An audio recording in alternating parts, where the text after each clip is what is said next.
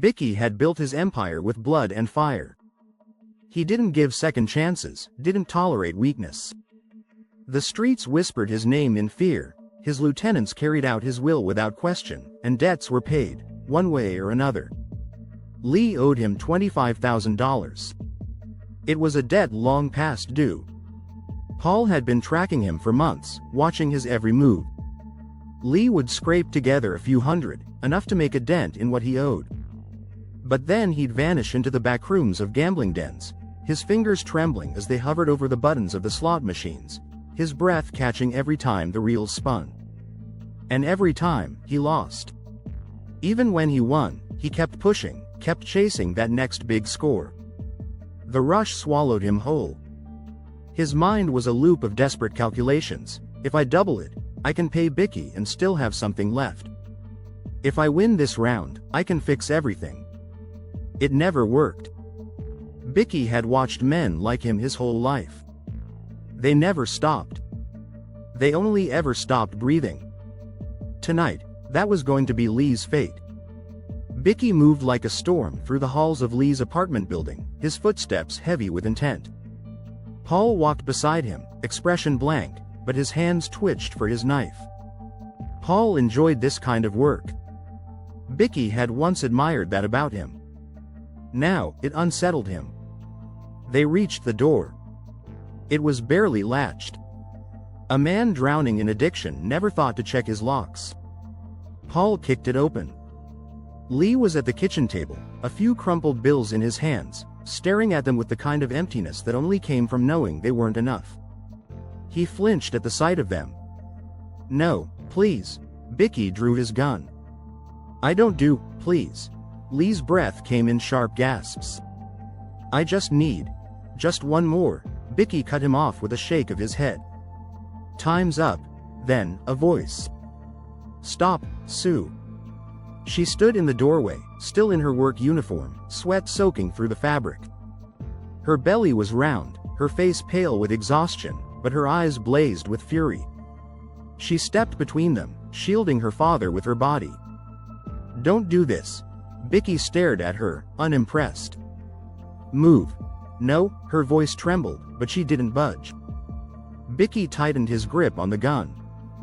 He had heard these pleas before. Years ago. From his own wife. From his own daughter. Their voices still echoed in his head. "I gave him chances," Bicky growled.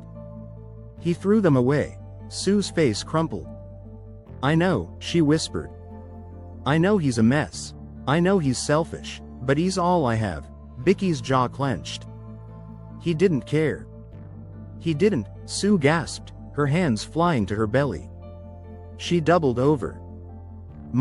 A sharp, breathless sob escaped her lips. "My water, oh God," she collapsed. Lee lunged for her, but his hands were shaking too much to hold her properly. He looked up at Bicky, his face twisted with terror, not for himself, but for her.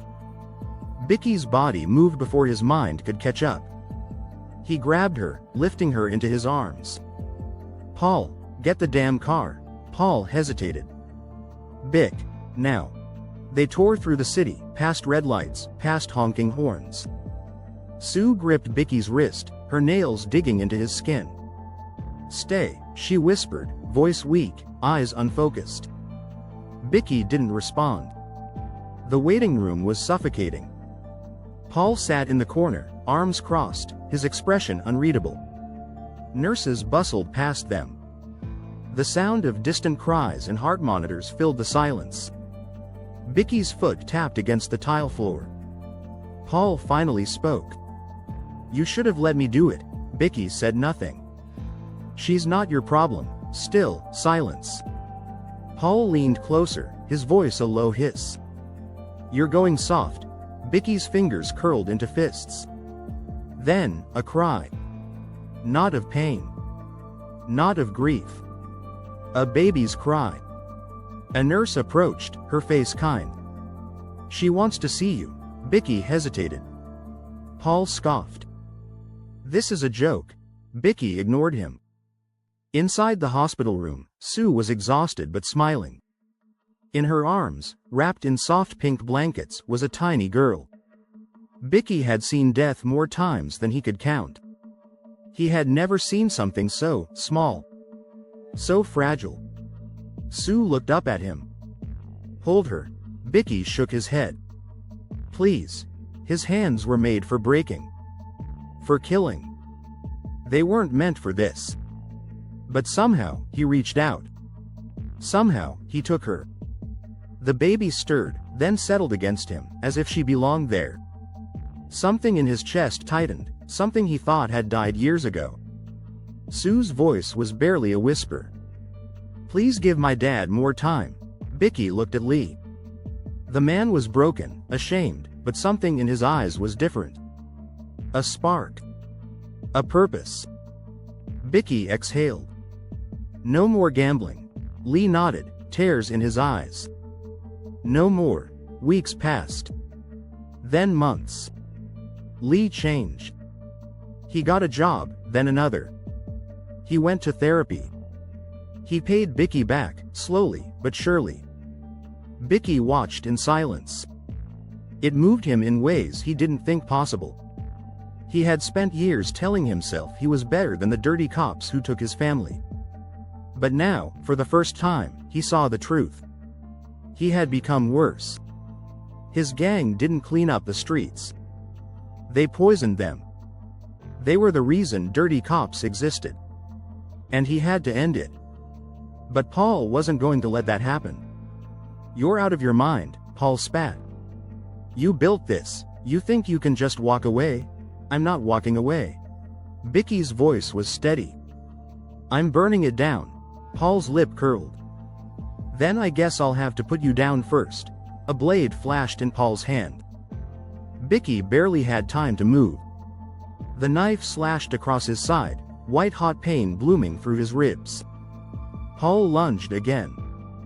Bicky grabbed his wrist, twisting it. The knife clattered to the ground. Paul fought, wild and unhinged, but Bicky had something he didn't. Something to live for. The fight was brutal. By the time it was over, Paul was on the floor, gasping for breath, his face bloodied, his hands trembling. Bicky loomed over him. It's over. Paul's laughter was hoarse. You think getting out is that easy? Bicky didn't answer. Because he knew Paul was right. But for the first time, he was willing to fight for something other than power. For something real. For a little girl who had changed everything.